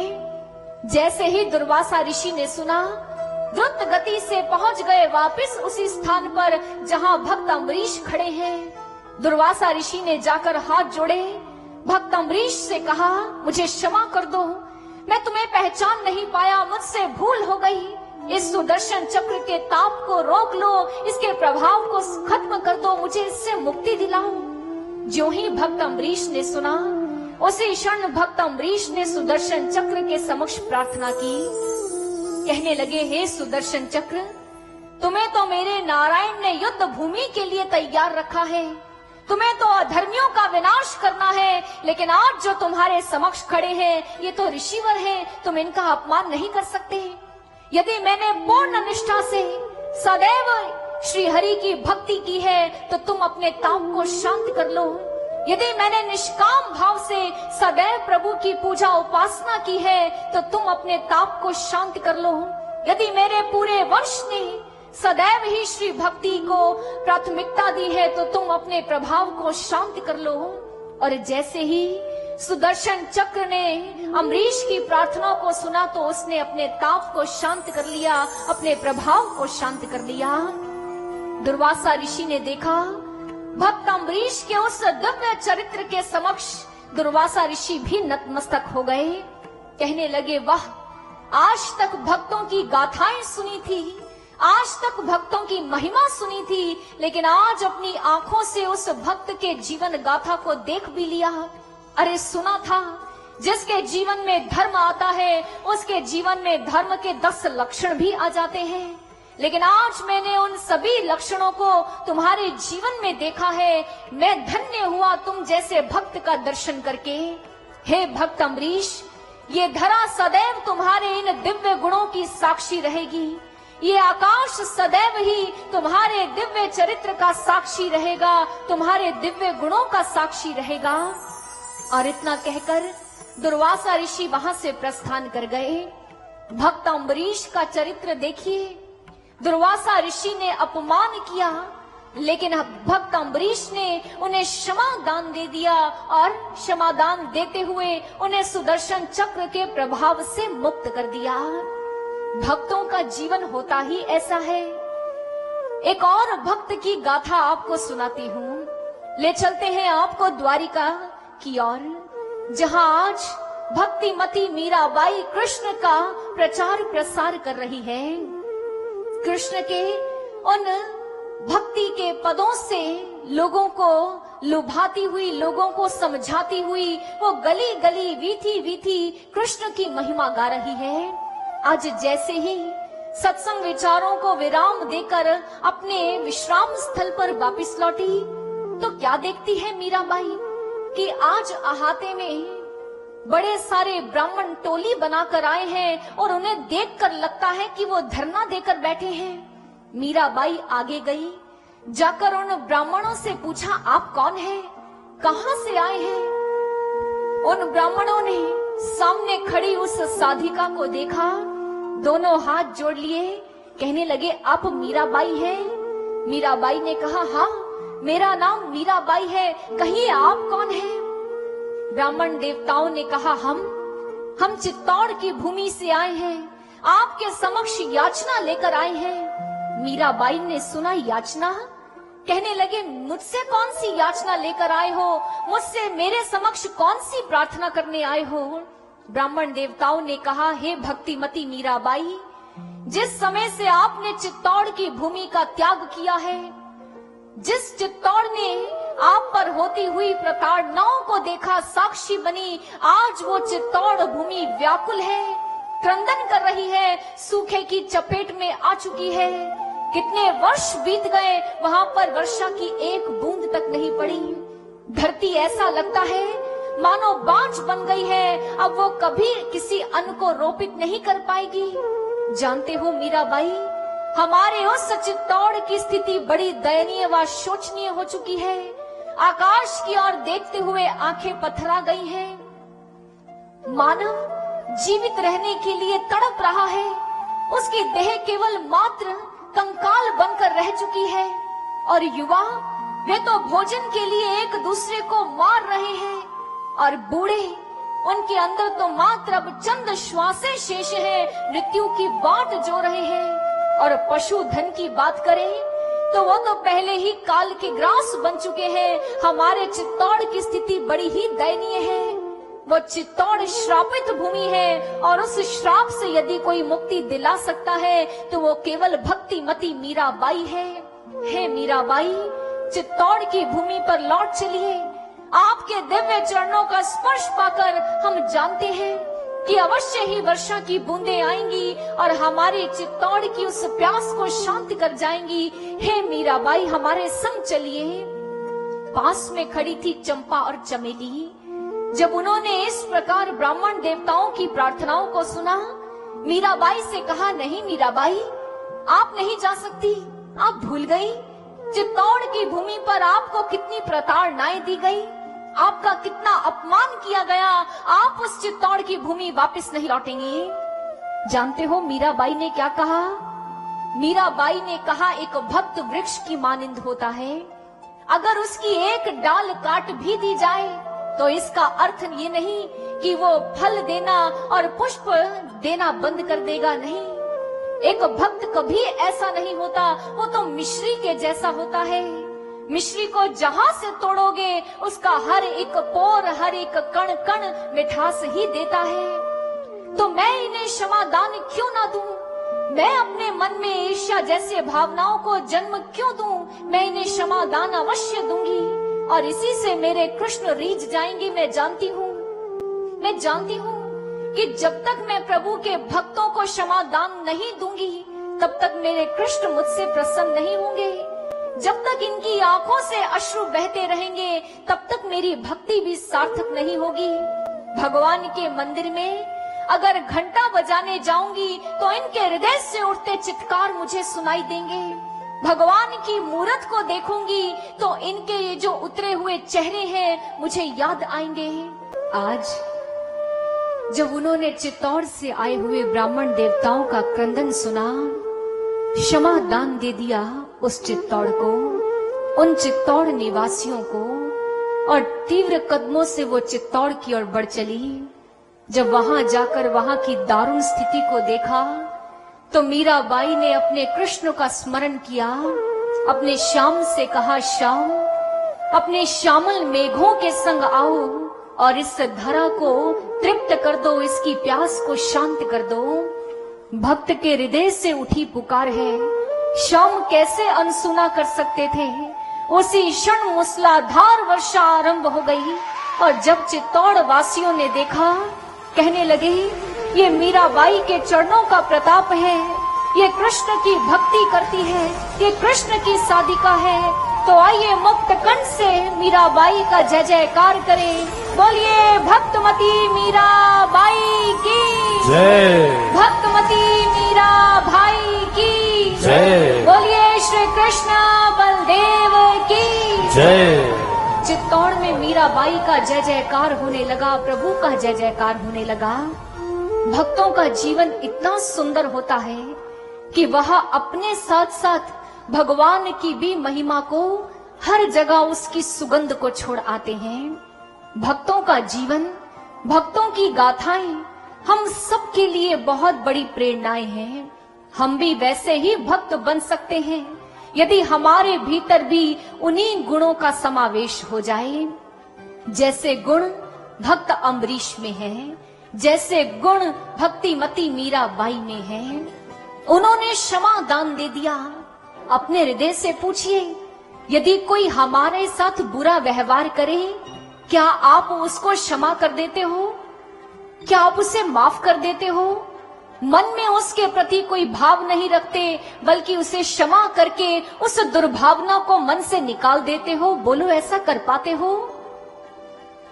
कर पाते हो ऐसा?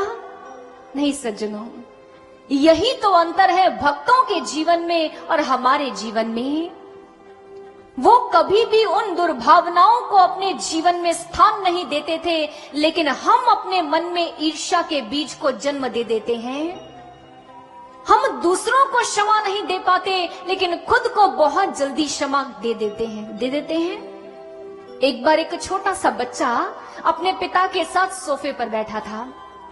अचानक किचन में से, रसोई घर में से एक कांच के बर्तन के टूटने की आवाज आई। पिता ने बच्चे से कहा, जरा जाकर देख तो सही, बर्तन किसने तोड़ा है? बच्चे ने वहीं सोफे पर बैठे बैठे बड़े आराम से कहा, पिताजी पिताजी, किसी और ने नहीं, माँ ने तोड़ा है। पिता बड़े हैरान हुए, कहने लगे, अरे तू वहां गया नहीं, देखा नहीं, तुझे कैसे पता कि माँ ने तोड़ा है? जब देख कर आ। बच्चे ने सोफे से उठते हुए कहा, पिताजी मुझे पता है माँ ने ही तोड़ा है, फिर भी आपकी तसल्ली के लिए दिखाता हूँ। रसोई घर में गया, वापस लौटकर आकर सोफे पर बैठ गया। पिता ने पूछा, किसने तोड़ा? बच्चे ने कहा, आपको बताया ही तो था कि माँ ने तोड़ा होगा। पिता और हैरान, कहने लगे, तुझे कैसे पता चला कि माँ ने तोड़ा है? कहने लगा, पिताजी यदि बर्तन किसी और से टूटता तो बर्तन की आवाज के साथ माँ की भी जोरदार आवाज आती, लेकिन इस बार केवल बर्तन के टूटने की आवाज आई, यानी बर्तन माँ के हाथों टूटा है। इंसान दूसरे को क्षमा नहीं देता, लेकिन खुद को कितनी जल्दी क्षमा कर देता है। लेकिन अगर हम दूसरों को भी क्षमा देना सीख जाएं, अपने इस मस्तिष्क को हम उन दुर्भावनाओं से रिक्त कर दें, तो सज्जनों देखिएगा हमारा जीवन कितना सुंदर बन जाएगा। अपने मन में ईर्ष्या को जन्म दोगे, द्वेष को रखोगे, दुर्विचारों को रखोगे, इससे हानि किसी और को नहीं, हानि हमें होगी। हमारे भीतर ही रोग लगेंगे, बीमारियां लगेंगी और हमारा जीवन अस्वस्थ हो जाएगा अगर हमारे मन में दुर्भावनाएं होंगी। एक डॉक्टर थे, जब भी उनके पास कोई रोगी आता, उसे प्रिस्क्रिप्शन में दवाइयां लिखते और सबसे नीचे एक लाइन जरूर लिखते, और वो लाइन क्या लिखते? Shampoo your mind. एक रोगी ने पूछा, आप ऐसा क्यों लिखते हैं? उन्होंने कहा मेरी दवाइयां तभी असर करेंगी जब इंसान अपने मन को दुर्भावनाओं से खाली कर लेगा, तब जाकर ये दवाइयां उस पर काम करेंगी, उसे स्वस्थ करेंगी। इसलिए सज्जनों, भक्तों की गाथाएं हमें समझा रही हैं कि अपने भीतर उन विचारों के बोझ को, उन विचारों की दुर्गंध को उठाओ मत, उन्हें फेंक दो, उन्हें निकाल दो और सामने वाले को क्षमादान दे दो। एक बार एक टीचर ने इसे बड़े ही सुंदर से एक्सपेरिमेंट से बच्चों को समझाया, आप भी समझिएगा। क्लास में बच्चे बैठे हैं, टीचर ने बच्चों से कहा, अच्छा आप सब किसी ना किसी व्यक्ति से बहुत नफरत करते होंगे।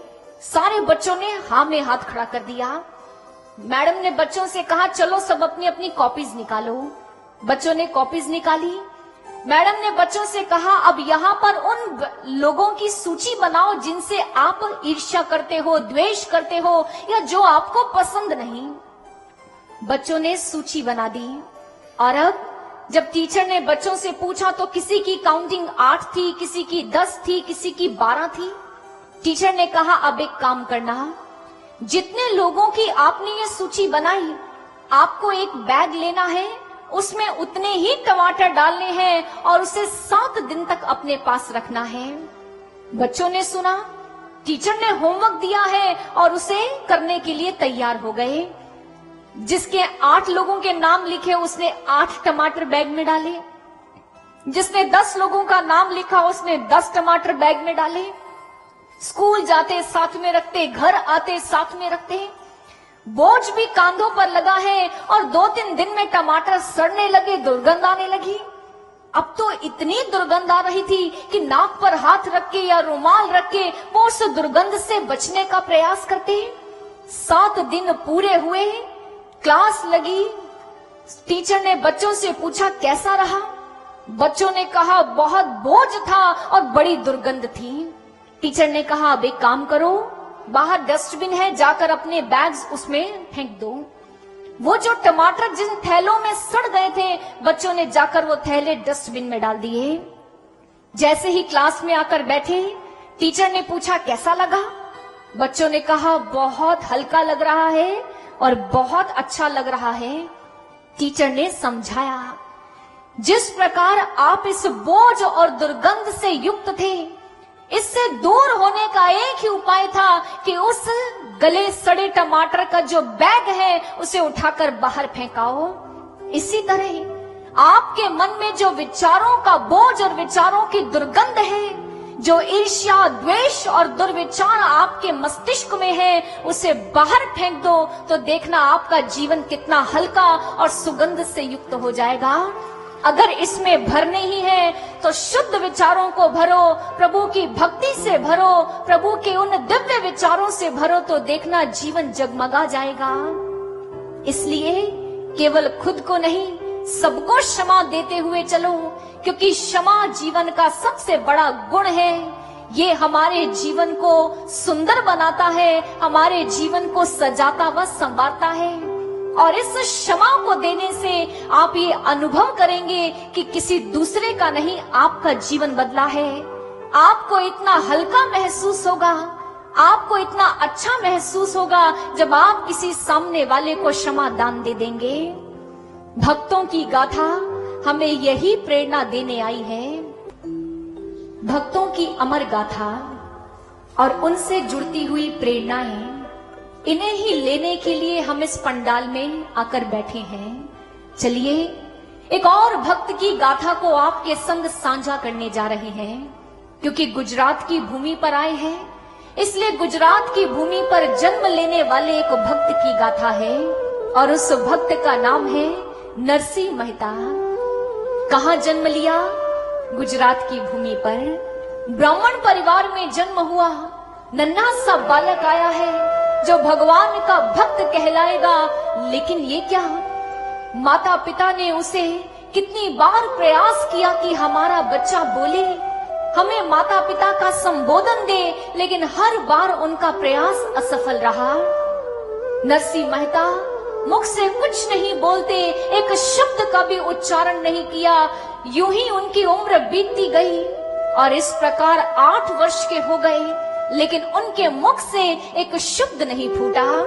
माता पिता की मृत्यु हो गई। दादी जय कुंवरी को चिंता सताने लगी, कौन मेरे नरसी को बोलना सिखाएगा। बस इसी चिंता में दादी जय कुंवरी का जीवन घुलता चला गया। फाल्गुन शुक्ल पंचमी का दिन था। हाटकेश्वर मंदिर में एक उत्सव का आयोजन किया गया था। दादी जय कुंवरी नन्हे से नरसी की उंगली थामे उसे मंदिर ले गई। भगवान के मूर्त के समक्ष जाकर प्रार्थना की कि प्रभु उपकार कीजिए, मेरे इस नरसी को बोलने की शक्ति दीजिए। ये मुझे दादी कहकर पुकारे, प्रभु मेरी प्रार्थना को स्वीकार कीजिए। प्रभु के आगे याचना की, प्रार्थना की। दादी जय कुंवरी मंदिर से बाहर लौट आई और जैसे ही मंदिर से बाहर आई, घर की ओर कदम बढ़ ही रहे थे कि तभी उन्होंने एक महात्मा को देखा। उस महात्मा के मुख पर बड़ा दिव्य तेज था और उस दिव्य तेज से आकर्षित होती हुई दादी जय कुंवरी नरसी को साथ लेकर उनके पास आगे बढ़ गई। महात्मा के चरणों में प्रणाम किया, कहने लगी, महात्मन मुझ पर उपकार कीजिए। ये मेरा पौत्र है, इसका नाम है नरसी।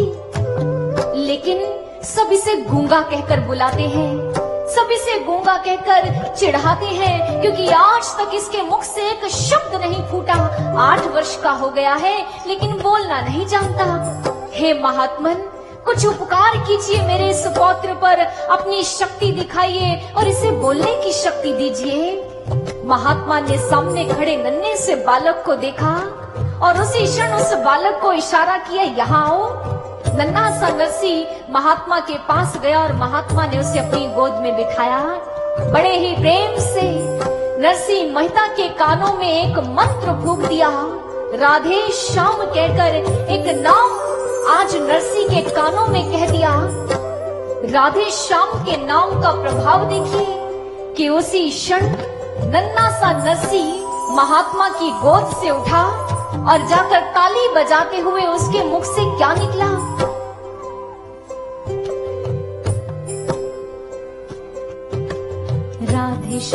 राधे श्याम राधे। जैसे ही दादी जय कुंवरी ने ये सुना, उसे अपने कानों पर विश्वास नहीं हुआ। नरसी को देख रही है, कहने लगी, अच्छा एक बार फिर से बता, तूने अभी अभी क्या बोला। नन्हा सा नरसी फिर से हाथों को जोड़े बड़े ही प्रेम से गुनगुनाने लगा और क्या कहता है, राधे श्याम राधे। जय कुंवरी ने सुना तो बावली सी हो गई। अरे मेरा नन्हा सा नरसी बोलने लगा और देखो इसके मुख से पहला शब्द भी निकला तो राधे श्याम निकला।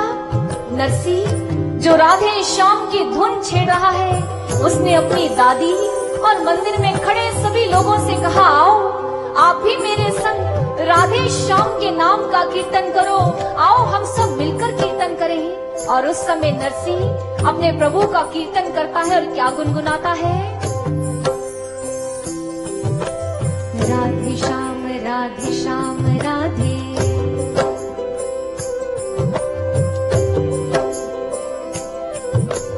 राधे श्याम राधे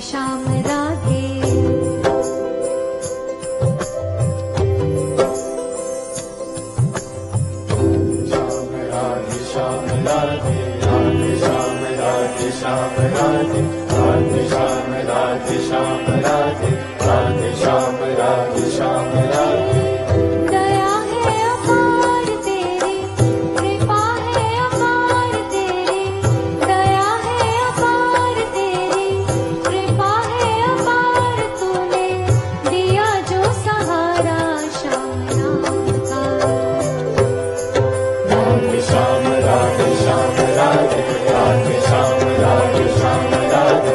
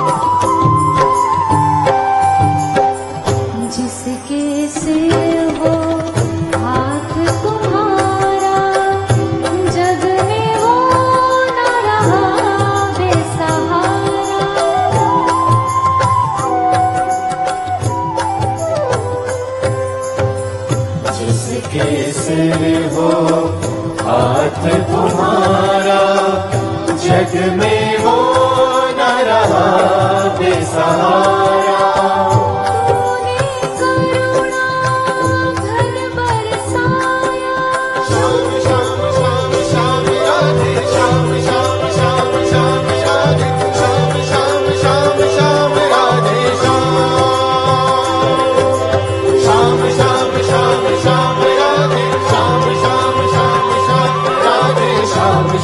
श्याम श्याम राधे श्याम।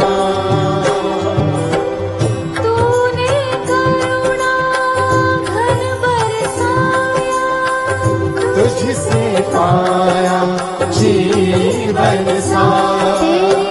दया है अपार तेरी, कृपा है अपार तेरी, दया है अपार तेरी, कृपा है अपार, तूने दिया जो सहारा श्याम नाम का।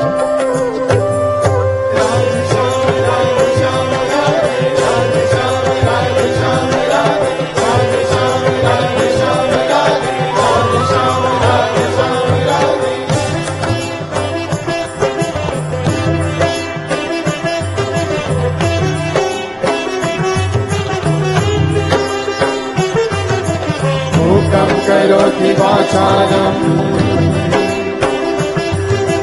पङ्गुं लङ्घयते गिरिं। मूकं करोति वाचालं पङ्गुं लङ्घयते गिरिं। यत्कृपातम् अहं वन्दे परमानन्दमाधवम्, परमानन्दमाधवम्, परमानन्दमाधवम्, परमानन्दमाधवम्। वाणी में स्वर तुम हो सजाते, अंगों को गिरि पर हो चढ़ाते।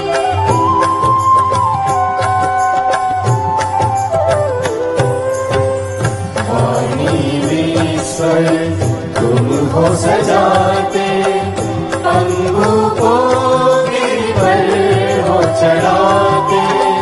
अधमों पंडितों के जीवन धन, अधमों पंडितों के जीवन धन, करते उनकी नैया पार।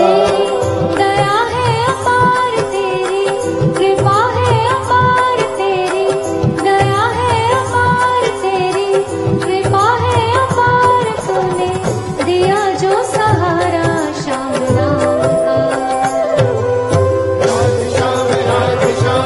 आप भी गाइए।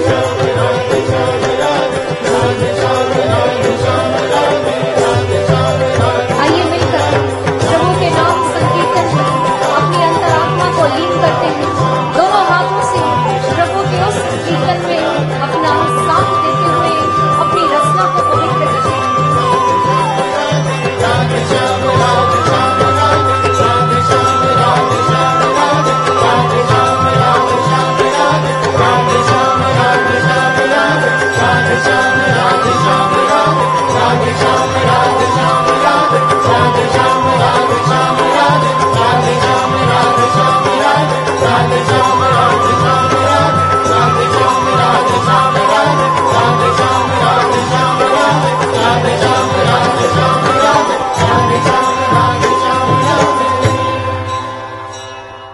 राधे श्याम नरसी के लिए एक मूल मंत्र बन गया।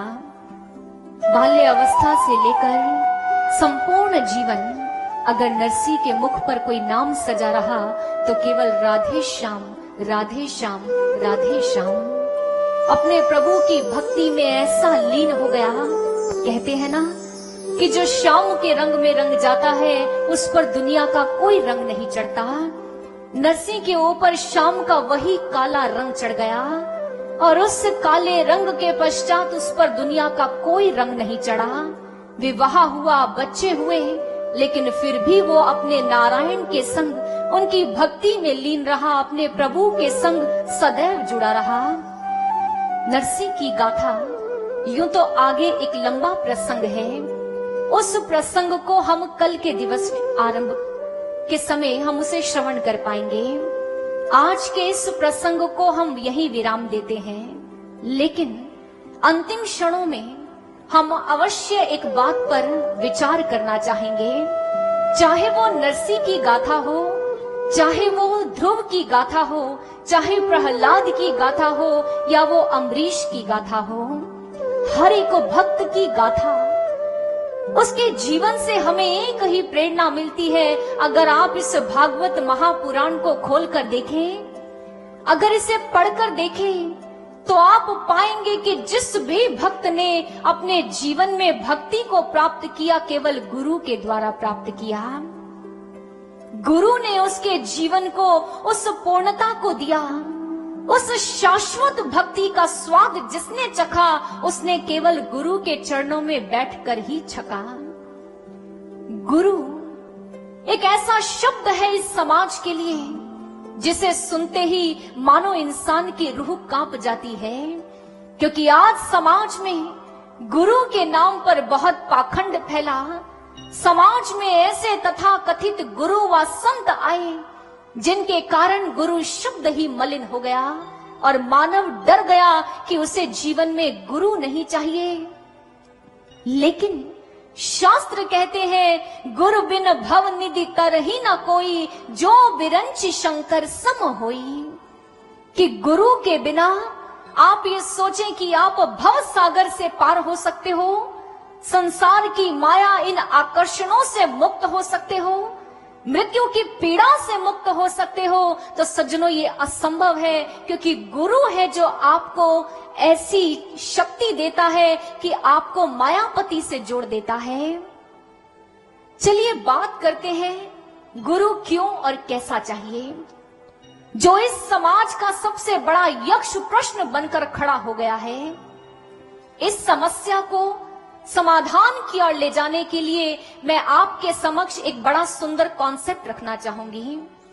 मैनेजमेंट में एक कॉन्सेप्ट है, बड़ा फेमस है, जिसे कहा जाता है 6 हैट्स थिंकिंग टेक्निक। घबराइए मत, बहुत सरल है। कहा जाता है मैनेजमेंट वर्ल्ड में कि आप कोई भी बड़ी से बड़ी समस्या क्यों ना हो, आप इस टेक्निक के द्वारा उसका समाधान पा सकते हो। इसमें 6 हैट्स हैं। सबसे पहले पहनी जाती है ब्लू हैट, जो आपकी थिंकिंग प्रोसेस को शुरू करती है। फिर आती है रेड हैट, जो आपका पर्सपेक्टिव है इस समस्या को लेकर आप उसे व्यक्त करते हो। फिर आती है ग्रीन हैट, यानी क्या इस समस्या को सुलझाने का कोई और विकल्प भी है। फिर आती है व्हाइट हैट, क्या हम बायस होकर कोई डिसीजन तो नहीं ले रहे, हमें सभी की ओर देखना चाहिए, सारे विकल्प सोचने चाहिए, ये व्हाइट हैट बताती है।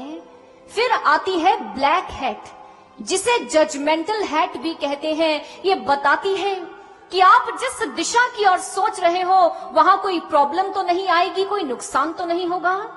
और सबसे लास्ट में आती है येलो हैट, जो बताती है कि इसके क्या बेनिफिट्स हैं और क्या एडवांटेजेस हैं। ये है वो टेक्निक जिसे मैनेजमेंट वर्ल्ड में हर बड़ी से बड़ी समस्या को सुलझाने के लिए उपयोग में लाया जाता है। क्यों ना आज इसी टेक्निक से हम भी समाज के यक्ष प्रश्नों को सुलझा लें। सबसे पहले आपको पहननी होगी ब्लू हैट।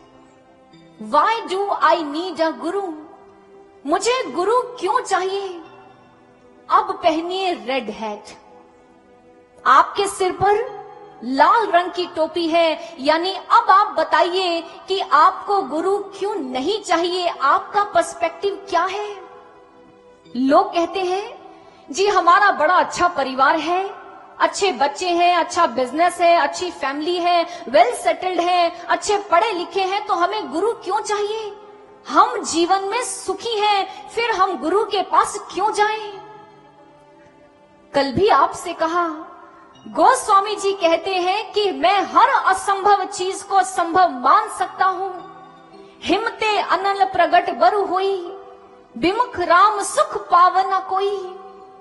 कि मैं मान सकता हूं कि बर्फ में से भी आग प्रकट हो सकती है, सज्जनों होता नहीं, लेकिन गोस्वामी जी कहते हैं मान लिया। लेकिन कोई ये कहे कि राम की प्राप्ति के बिना मुझे सुख मिल गया, ये मैं कभी नहीं मान सकता। Even the most impossible thing may become possible, but attaining happiness and that too without perception of God, it's just next to impossible. ये गोस्वामी जी ने कहा। क्या आप उनके चैलेंज को काउंटर कर सकते हैं?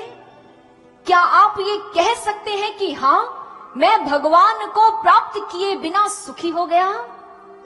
नहीं सज्जनों, तभी बड़े मशहूर पत्रकार हुए जिनका नाम था बर्नार्ड लेविन, जो कहते हैं कि इंसान के भीतर एक छेद है, छेद। उस छेद को वो कितने ही तकनीकी ज्ञान, कितने ही ऐश्वर्य धन से भरना चाहे, वो छेद कभी भरता नहीं। उस छेद के कारण ही वो मानसिक तनाव, स्ट्रेस और अवसाद को सहता है, और फिर समाज के भीतर आत्महत्याएं जैसी समस्याएं जन्म लेती हैं। लोग डिप्रेशन में चले जाते हैं, स्ट्रेस में चले जाते हैं, और उनका जीवन अस्वस्थ हो जाता है। क्या आज का इंसान सुखी है? एक बार अपनी अंतर आत्मा से पूछ कर देखिए, क्या हम सच में सुखी हैं? तो आपको स्पष्ट उत्तर मिलेगा नहीं, क्योंकि भगवान की भक्ति के बिना इन सांसारिक वस्तुओं को जितना मर्जी इकट्ठा कर लो, लेकिन ये आपको सुख नहीं देगी। सुख केवल भगवान की भक्ति देगी, और भगवान की भक्ति से जोड़ने वाला केवल मात्र गुरु हुआ करता है और कोई नहीं। चलिए अब रेड हैट उतारिए, अब पहनिए ग्रीन हैट। ग्रीन हैट आपको सोचने को विवश करेगी कि क्या कोई और विकल्प भी हो सकता है भगवान की भक्ति को पाने के लिए। तो आप कहेंगे, जी हम तो भगवान की भक्ति करते हैं, बड़ा व्रत रखते हैं, उपवास रखते हैं, कितनी बार मंदिर जाते हैं, कितने उपवास करते हैं, इसी से भगवान मिल जाएगा, इसी से भगवान की भक्ति मिल जाएगी, तो गुरु के पास जाने की जरूरत क्या है? जरा जिन भक्तों की कहानियां सुनते हो, जरा एक बार फिर से उनके जीवन में झांक कर देखो। स्वामी दयानंद सरस्वती, पहले का नाम मूल शंकर, इसी धरा पर जन्म लिया उन्होंने, गुजरात की भूमि पर। कितने शास्त्र ग्रंथों को पढ़ा, कितने व्रत उपवास किए, शिव का दर्शन करना चाहते थे, क्या हो गए? पोटली में ग्रंथों को बांधा, शीश पर उठाया और स्वामी विरजानंद जी के द्वार पर दस्तक दी। अंदर से आवाज आई, कौन है? मूल शंकर ने कहा, यही तो जानने आया हूं कि मैं कौन हूं, मेरा अस्तित्व क्या है, वो सुख, वो आनंद मेरे जीवन को कहां मिलेगा, उसी का पता आपसे लेने आया हूं, मुझे बताइए। जैसे ही स्वामी विरजानंद जी ने द्वार खोला, वो नेत्रहीन थे, लेकिन जानते थे कि मूल शंकर ने सिर पर ग्रंथों की पोटली बांधी हुई है। मूल शंकर से कहा, इसे हटा, अभी इसी क्षण तेरे भीतर वो आनंद कंद भगवान प्रकट कर दूंगा, सुख तुझे तेरे भीतर ही मिल जाएगा।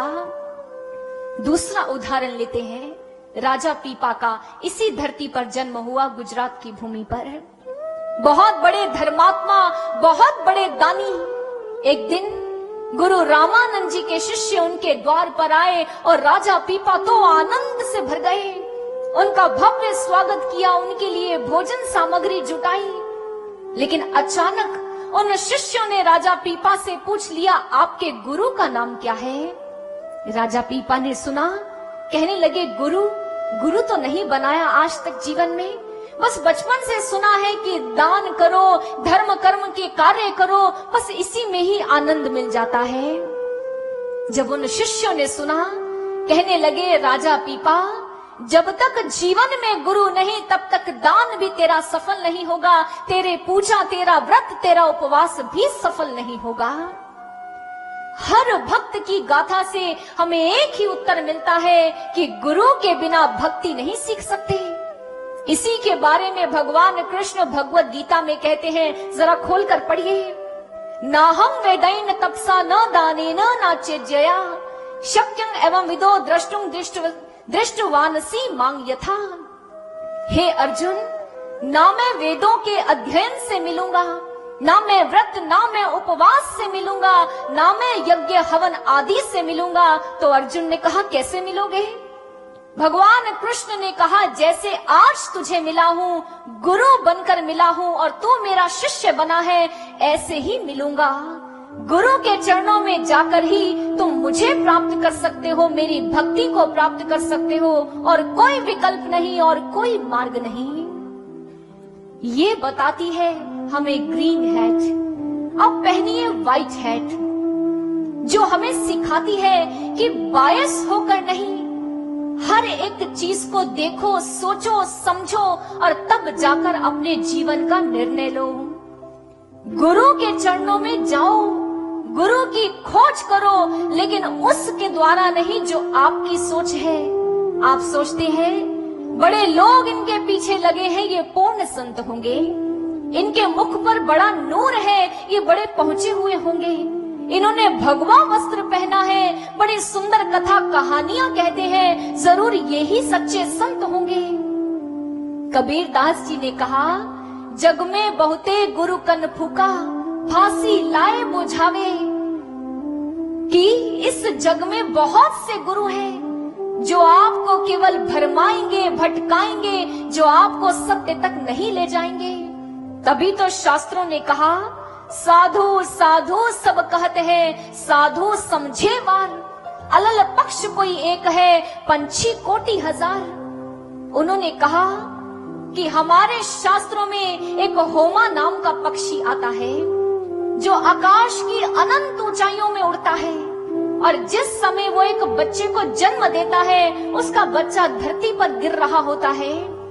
इससे पहले वो बच्चा धरती पर गिरता है, माँ की एक पुकार पर वो जो होमा पक्षी का बच्चा है उसी समय पंख फैलाता है और ऊपर अपनी माँ के पास आकाश की ऊंचाइयों की ओर उड़ जाता है। शास्त्र कहते हैं गुरु ऐसा होता है, वो स्वयं तो अध्यात्म की ऊंचाइयों को प्राप्त कर ही चुके होते हैं, और उनके चरणों में आकर जो शिष्य बैठता है वो उसी क्षण उसे उस ऊंचाइयों तक पहुंचा देते हैं, उस पार ब्रह्म परमेश्वर का दर्शन करवा देते हैं। शास्त्र गुरु की परिभाषा देते हैं, गोकारश चांदिकारो ही रुकारस्तेजो उच्यते, अज्ञान ग्रासकं ब्रह्म गुरुरेव न संशयः। कोई भ्रम नहीं, कोई संशय नहीं, गुरु शब्द की परिभाषा होती है जो हमारी अज्ञानता के अंधकार को दूर कर हमारे भीतर उस परमात्मा के ज्योति स्वरूप, प्रकाश स्वरूप का दर्शन करवा दे, उसे कहते हैं सच्चा गुरु, और वही गुरु की शाश्वत पहचान है। अपनी इच्छा अनुसार नहीं, अपनी धारणाओं के अनुसार नहीं, जो शास्त्र कहते हैं उस पहचान को साथ लेकर चलिए तो आपको एक परफेक्ट मास्टर, एक सच्चा संत ही मिलेगा। चलिए अब बारी है व्हाइट हैट को उतारकर ब्लैक हैट पहनने की। ब्लैक हैट जो आपको बताती है कि आप जिस दिशा में जा रहे हो कहीं वहां कोई प्रॉब्लम तो नहीं। अगर हम बिना शास्त्रों के पहचान लिए गुरु के पास जाएंगे तो सज्जनों, हमें जानते हो कैसे गुरु मिलेंगे? वो गुरु जो हमारी आत्मा के दुख का हरण नहीं करेंगे, बल्कि जो हमारे जीवन में दुखों को ले आएंगे। हमें जरूर कोई तथाकथित संत व गुरु मिलेगा जिसने केवल भगवा वेश धारण किया होगा, लेकिन वो सच्चा संत नहीं होगा। जानते हो ना माँ जानकी की कहानी? रावण कौन से वेश में आया? इस भगवे वस्त्र को धारण कराया, और माता सीता ने जब भगवा वेश देखा तो उसने अपनी श्रद्धा उसके चरणों में डाली और माता सीता का अपहरण हो गया। अगर हम ऐसे गुरुओं का चयन करेंगे, ऐसे संतों के पास जाकर समर्पण करेंगे तो स्थिति कैसी होगी? लोभी गुरु लालची चेला, नरक में होए ठेलम ठेला। हमें भी केवल संतों से, गुरुओं से जाकर केवल चमत्कार देखना है तो हमें झूठे संत ही मिलेंगे, जो एक हाथ घुमाएंगे सोने की चेन आएगी, दूसरा हाथ घुमाएंगे तो फास्ट ट्रैक की घड़ी आएगी। अगर जादू देखना चाहते हो तो जादूगर के पास जाइए। अगर बीमारियों से मुक्त होना चाहते हो तो डॉक्टर के पास जाइए, उसके लिए संत के पास मत जाइए। संत के पास जाना है, गुरु के पास जाना है, तो जाकर उनसे भगवान की मांग कीजिए, उनसे भगवान की भक्ति मांगिए, उनका दर्शन मांगिए। अब बारी है येलो हैट पहनने की, जो हमें बताती है कि अगर हमारे जीवन में एक परफेक्ट मास्टर आ गया, अगर हमारे जीवन में एक पूर्ण सद्गुरु आ गया, तो वो क्या करेगा? उसी क्षण हमारे मस्तक पर हाथ रखेगा, दिव्य दृष्टि को खोलेगा और अंदर आनंद कंद भगवान को प्रकट कर देगा, उस ब्रह्म ज्ञान को दे देगा, जिस ब्रह्म ज्ञान को पाकर हमारा जीवन पवित्र व पावन हो जाएगा। तभी तो भगवान कृष्ण ने कहा, न ही ज्ञानेन सदृशं पवित्रमिह विद्यते, कि इस ज्ञान से बढ़कर पवित्र और पावन करने वाला कोई नहीं।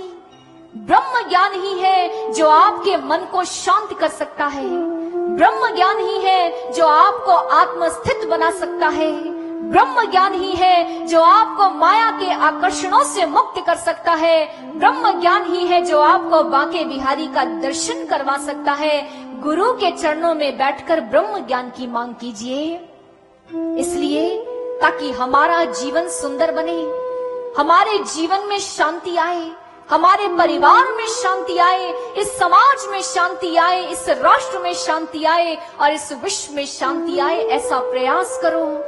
इसलिए ऐसे ही किसी गुरु के पास जाकर समर्पण न करो, गुरु के पास जाओ, उनसे जाकर प्रश्न करो कि क्या आप हमें भगवान का दर्शन करवा दोगे, क्या हमें भगवान के दर्शन करवाकर उस भक्ति से जोड़ दोगे? क्योंकि शास्त्र कहते हैं जिस समय गुरु मिलता है तत्क्षण भगवान दिखाता है। क्या आप भगवान दिखा दोगे? यदि वे कहते हैं हाँ हम आपको भगवान दिखा सकते हैं, तो वहां बैठकर भगवान का दर्शन कीजिए, क्योंकि यही जीवन का सबसे परम लक्ष्य है। अगर कहीं नहीं ऐसा सच्चा संत मिलता, अगर कहीं ऐसा गुरु नहीं मिलता, तो दिव्य ज्योति जागृति संस्थान आपका हार्दिक अभिनंदन करती है। गुरुदेव श्री आशुतोष महाराज जी ने मंचासीन सभी साधकों के भीतर ईश्वर को प्रकट किया है। संसार में रहने वाले करोड़ों लोगों को कमल की भांति रहना सिखाया है। वो संपूर्ण विश्व को दिखा सकते हैं, बस आप में वो प्यास होनी चाहिए, आपके अंदर ईश्वर को देखने की जिज्ञासा होनी चाहिए। इसलिए अपने जीवन के इन प्रश्नों को सुलझाइए। गुरु के बिना भवसागर पार नहीं हो सकते, और सच्चा गुरु वही है जो ईश्वर से मिलवा दे। इन सब प्रश्नों के समाधान को पाकर सच्चे गुरु की खोज कीजिए और अपने जीवन को कृतार्थ कीजिए, अपने जीवन को धन्य बनाइए।